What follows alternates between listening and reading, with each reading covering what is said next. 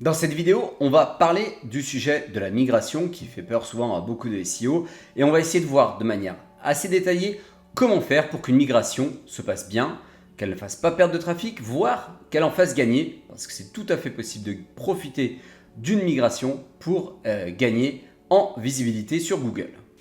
Sans vouloir être alarmiste, pourquoi est-ce qu'une migration pourrait tuer votre SEO?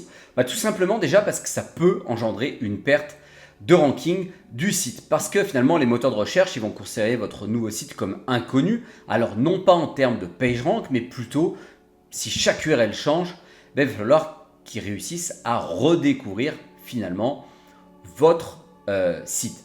Ça peut aussi engendrer une perte de backlink. Pourquoi? Parce que si vos backlinks pointent par exemple vers des pages qui sont 404, si vous n'avez pas fait de redirection, vous avez certaines personnes qui font le ménage sur leur site et qui suppriment ces backlinks.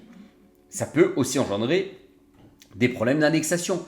En effet, si Google rencontre des 404 en masse par exemple, il ne va pas apprécier fortement ça et il va moins crawler votre site et vous aurez encore plus de problématiques d'indexation sur votre site. On va voir 4 principaux types de migration. Alors pour certains, ce n'est pas réellement des migrations en tant que telles, mais ça va impliquer à peu près les mêmes problématiques, donc je les ai inclus ici. Primo, le plus difficile à gérer peut-être pour un SEO, ça va être la migration de nom de domaine. Vous vous appelez exemple.fr et vous vous appelez demain nouveausite.com. Là, vous allez complètement changer l'adresse de votre site et du coup, ça va notamment exiger une stratégie de communication intensive auprès de Google et des utilisateurs. Je pense là notamment en termes de backlink parce que vous allez certes rediriger de l'ancien site au nouveau site, néanmoins, il est fort probable que vous perdiez en termes de jus et donc il va falloir en rajouter. Autre type de migration, ça peut être tout simplement un changement de CMS. On passe d'un WordPress à un Shopify, toutes nos URL ou presque vont possiblement changer. Il va donc falloir faire en sorte que ce soit le plus tranquille pour Google, bien rediriger notamment nos pages et pas que, on verra ça tout à l'heure. Ça peut être une refonte de structure majeure. Par exemple, si vous faites une grosse mise à jour d'une vieille version de PrestaShop à une version moderne, vous allez peut-être avoir en fait d'anciennes URL qui contenaient par exemple des paramètres dedans, de type point d'interrogation P égale, qui aujourd'hui auront de vraies URL entre guillemets. Tout ça en fait, une forte refonte de la structure, ça va impliquer de bien gérer ça d'un point de vue SEO. Ça peut être, et là c'est beaucoup plus facile à gérer, une simple migration HTTPS. Vous avez encore un vieux site en HTTP que vous passez en HTTPS. Il y aura malgré tout quelques petits ajustements à faire, mais typiquement c'est probablement le type de migration le plus simple à gérer pour un SEO. La première étape finalement qui est recommandée lorsqu'on va faire une migration, c'est de bien se préparer.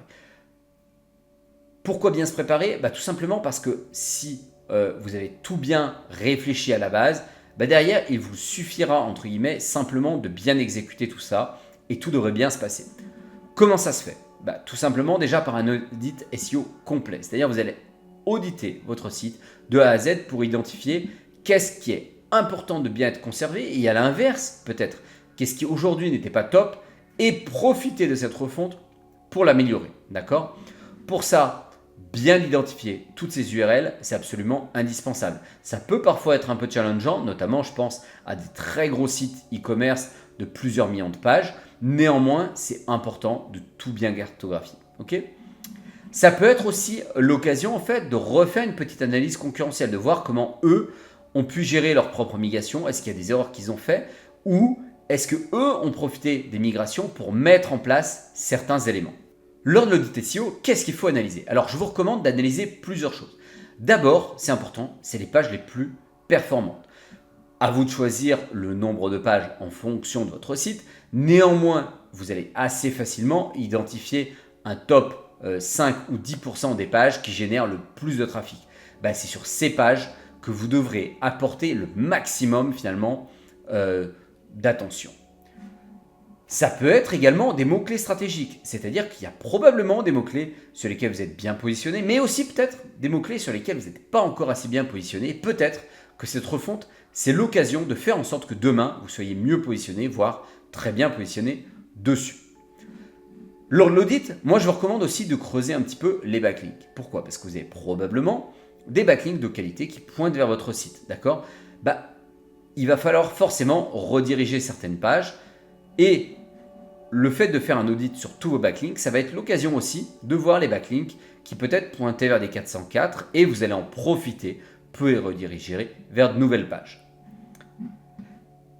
L'audit, ça va être aussi l'occasion de voir en fait des problèmes techniques existants, de voir tout ce qui ne va pas aujourd'hui sur le site et de profiter du fait que vous allez avoir un nouveau site tout beau pour corriger tout ça. Par exemple, je pense à des erreurs 404 que vous avez aujourd'hui.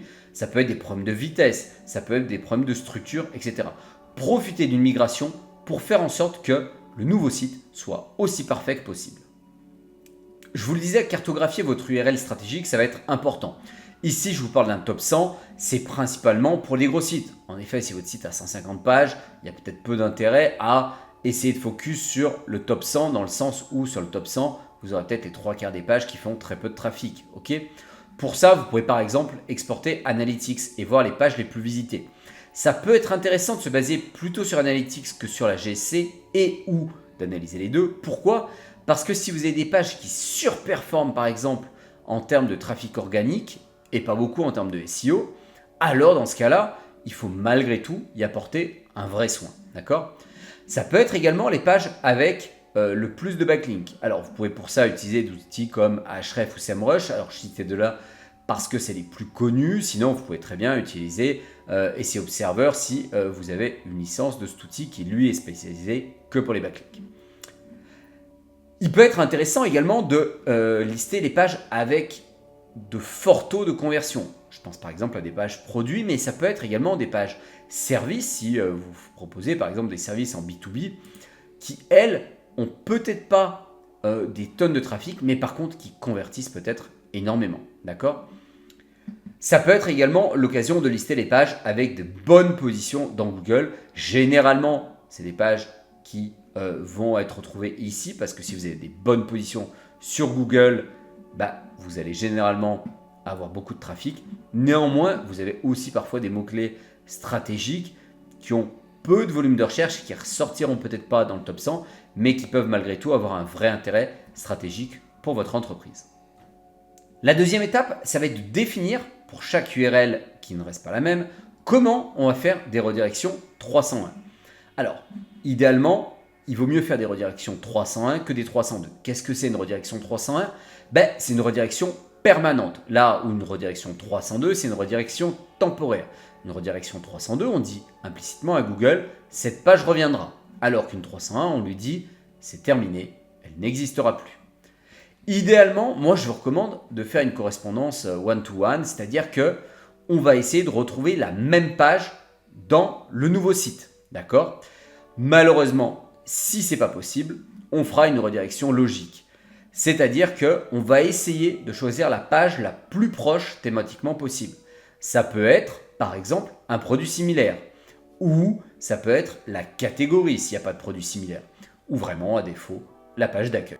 On va voir maintenant les 3 règles d'or pour faire des redirections de qualité. Primo, une ancienne URL doit toujours avoir une URL de destination via votre plan de 301. Ne laissez jamais d'ancienne URL sans redirection, sinon c'est une 404 pour Google et possiblement l'internaute, ça ne va pas. On va aussi éviter les chaînes de redirection. Par exemple, on va éviter la page A qui redirige vers la page B qui redirige vers la page C. Pourquoi? Parce que ça ralentit le site et ça va également embêter Google. On va toujours essayer de rediriger vers le contenu le plus proche, comme je vous le disais, idéalement un produit similaire ou la catégorie, ou à défaut, la page d'accueil. Idéalement, lors d'une refonte, on va essayer autant que possible de préserver le maillage interne. Donc, on va continuer de bien mapper à l'aide de liens les pages entre elles les plus importantes.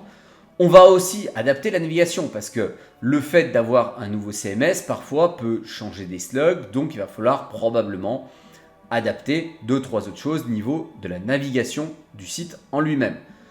On va idéalement essayer de conserver la profondeur des pages. Ce n'est pas parce qu'on fait une refonte qu'on doit avoir des pages qui vont tomber profondément en arborescence. Idéalement, on devrait plutôt chercher à s'améliorer que accepter de perdre en arborescence. D'accord ? Dernière chose, On va en profiter aussi pour optimiser les encres de lien. Vous avez créé une nouvelle page, on change le slug de notre URL. Peut-être que c'est l'occasion de regarder partout où on a fait des liens. Est-ce qu'on n'aurait pas pu faire des encres de liens un petit peu plus optimisées? Troisième étape, peut-être une des plus importantes, ça va être de faire des tests de redirection. Alors, vous allez probablement devoir faire des tests de redirection en échantillon, c'est-à-dire que vous n'allez pas pouvoir vérifier toutes les pages. Néanmoins, en vérifier quelques-unes à la main, les plus importantes, ça va être hyper important. Bien vérifier aussi tout ce qui est méta, votre title notamment. C'est important de s'assurer que lorsqu'on a fait notre redirection, ça ne vient pas bazarder tout ce qu'on a pu faire comme travail SEO par le passé. Testez de crawler le nouveau site, c'est absolument indispensable. Pour ça, utilisez Screaming Frog. Ça va vous permettre de voir votre nouveau site, de voir si tout va bien, si vous avez notamment pas d'erreur 404 et si on arrive à crawler l'intégralité du site, s'il n'y a pas des blocs de pages qui ont été oubliés finalement. Dernier lieu, validez le robot.txt. Si vous avez fait des changements majeurs, notamment si vous changez de CMS, vous assurez que le robot.txt, il n'y a pas d'erreur dedans, notamment en termes de pages autorisées et ou de pages refusées. Ensuite, étape 4, on exécute.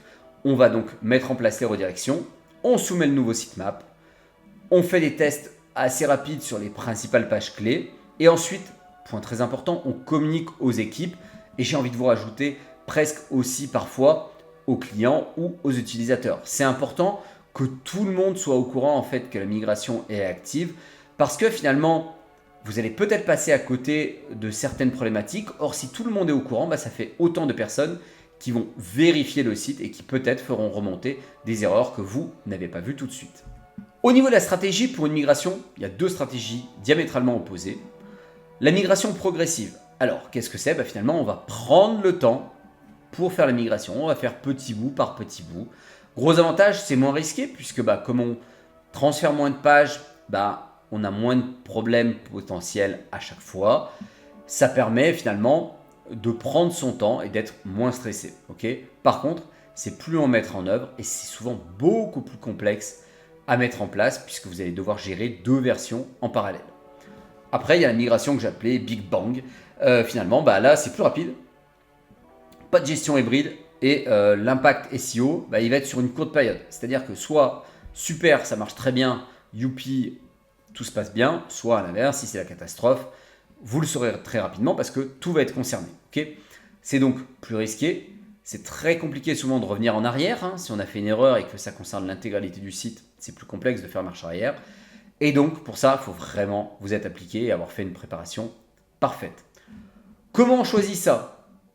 Selon moi, si on a un site moins de 1000 pages, go, on envoie tout d'un coup, ça ne sert à rien de se prendre la tête.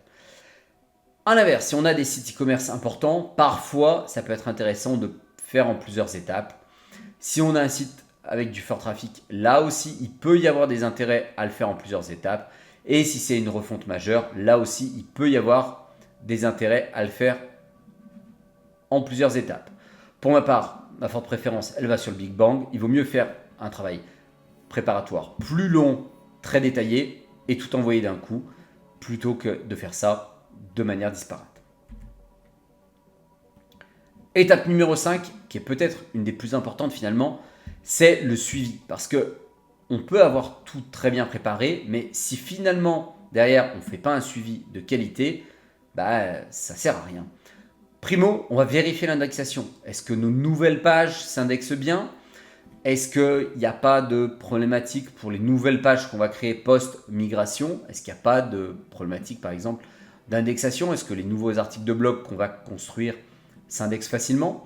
Est-ce qu'il y a des 404 qui apparaissent qu'on n'avait pas prévu? Parfois on le voit, on a bien préparé notre migration, tout est propre sur le papier et la migration fait renaître de vieilles pages oubliées depuis de nombreuses années que Google se met subitement à recrawler et on peut avoir de nouvelles 404. Donc surveiller les 404, c'est hyper important parce qu'il peut y avoir des pages qu'on n'a pas vues depuis de nombreuses années qui viennent réapparaître pour des raisons mystérieuses de la part de l'ami Google. Contrôler nos redirections, ça peut être intéressant aussi sur nos top pages de temps en temps de s'assurer qu'il n'y a pas eu de problématique, notamment le HT Access n'a pas été bidouillé, tout se passe bien. Et dernier lieu, si vous avez le temps, c'est souvent plutôt une problématique de temps, bah, ça va être d'analyser les log serveurs pour voir finalement comment les robots se comportent sur votre site. Est-ce qu'il y a des vieilles pages qui sont hitées de manière très très régulière? Si oui, essayez de comprendre peut-être pourquoi elles sont hitées aussi régulièrement. On va maintenant parler du suivi la première semaine. Bah, les 7 premiers jours finalement, c'est souvent les plus critiques post-migration. Et c'est là où vous devriez finalement faire le plus attention. Généralement, sous 24 heures, Google va se mettre déjà normalement à indexer, surtout pour des gros sites, les nouvelles pages quand vous avez fait vos 301 proprement. Si vous voyez une chute de plus de 20% finalement de votre visibilité, c'est probablement qu'il y a eu un couac et souvent ça implique de mettre en place une action corrective. Pendant cette semaine, surveillez vos positions de manière quotidienne. Vous le faites probablement déjà, mais là, ça vaut encore plus le coup de le faire dans le détail. Surveillez particulièrement votre trafic organique, plus du coup, bien entendu, que le trafic social ou des choses comme ça, où la migration a souvent beaucoup moins d'impact. Surveillez comment Google va crawler votre site, d'accord? Si vous voyez que Google crawl moins votre site, c'est probablement qu'il y a des couacs techniques ou possiblement tout du moins. Est-ce qu'il y a des erreurs dans la GSC? Est-ce qu'on voit beaucoup de 404 apparaître? Est-ce qu'on voit des éléments étranges? En tout cas, surveillez votre GSC, elle est là pour ça. Au bout d'un mois, normalement, vous pouvez déjà commencer à dresser un premier bilan de la migration. Ça va être là où vous allez pouvoir commencer à analyser vos résultats. Primo, est-ce que j'ai récupéré mon trafic si j'en ai perdu? Statistiquement, sur la première semaine, vous en avez probablement perdu, mais normalement, vous devriez avoir récupéré déjà au moins 90% de votre visibilité que vous aviez avant la migration. Voire peut-être même, votre position s'est peut-être améliorée sur certaines requêtes, d'accord? Est-ce que j'ai réussi à gagner des nouvelles positions ou améliorer des positions justement sur certains mots-clés? C'est un très bon signal. Si on voit des mots-clés sur lesquels on ne rankait pas avant et qu'on rank post-migration, c'est un excellent signal. Ça veut dire qu'on a probablement très bien fait les choses. Dernier point, des actions correctives. Vous avez forcément eu des petits couacs ou des choses qui sont passées à côté. Profitez de ce début pour bien appliquer toutes les actions correctives que vous pouvez afin que tout soit en ordre au niveau de votre site le plus rapidement possible. Plus vous agissez tôt, plus ça plaira à l'ami Google. Ici, je vous ai listé les 3 plus 1 erreurs fatales à éviter finalement lors d'une migration. Primo, oubliez des redirections importantes. C'est indispensable de bien faire toutes ces redirections, particulièrement sur les pages les plus importantes du site. Secondo, changer des URL sans raison. Aucune raison de changer d'URL si on n'en a pas vraiment besoin. Si c'est juste pour changer un mot ou deux sur une URL, il n'y a probablement pas d'intérêt à changer l'URL de notre site. Troisième point, ça va être de négliger le temps de chargement. Votre fonte doit impérativement vous permettre d'avoir un site plus rapide.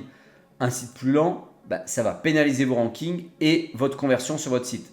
2 éléments hyper importants. Donc faites en sorte que le temps de chargement soit aussi une des casquettes que vous prendrez lors de la refonte pour que tout se passe bien. Dernier petit bonus, ne pas communiquer aux équipes. Pourquoi c'est important? Parce qu'en fait, plus il y aura de personnes chez vous qui seront impliquées dans la refonte, plus vous avez de chances que tout se passe bien parce que tout le monde va tirer dans le même sens. Et il ne faut pas que ce soit simplement une problématique SEO, il faut vraiment que ça englobe le maximum de l'équipe au sens très large de la boîte en général finalement. Pour conclure, je vous ai mis la petite boîte à outils que vous devriez probablement utiliser si vous voulez réussir votre migration. Primo, absolument indispensable, Screaming Frog, pour crawler complètement votre site avant, après la migration, détecter les erreurs 404, bref, faire en sorte que vous connaissiez réellement votre site avant, après et que vous puissiez comparer tout ça. La GSC, parce qu'elle va vous permettre de mesurer l'indexation, mais également de soumettre votre nouveau sitemap, de détecter des erreurs 404, etc., etc. Analytics, ça va vous permettre de voir votre trafic organique, certes, mais aussi de voir en fait s'il y a d'autres choses très étranges. Est-ce que j'ai beaucoup moins de trafic direct après? Est-ce que j'ai beaucoup moins de social, etc., etc. Dernier outil que je vous ai mis, Monitorank. Pourquoi? C'est important en fait de bien suivre les positions sur les mots-clés stratégiques. Pour ça, il vaut mieux utiliser un outil qui vous donne des positions fiables, d'autant plus depuis le fait que Google n'affiche plus le NUM 100, c'est-à-dire les 100 résultats de la SERP. Des outils comme SEMrush ou Ahref ne sont pas adaptés pour ce genre de choses. Ça vous donne globalement plutôt une tendance de position, mais le relevé n'est pas ultra précis, il est rarement quotidien, surtout si ce n'est pas des très gros mots-clés. Donc utilisez plutôt un outil dédié pour le suivi de position. En termes de prix, c'est vraiment abordable, notamment si vous mesurez que quelques centaines de mots-clés pour votre site. Et au moins, vous aurez de la bonne data. Et qui dit de la bonne data, dit que vous pourrez prendre finalement les bonnes décisions.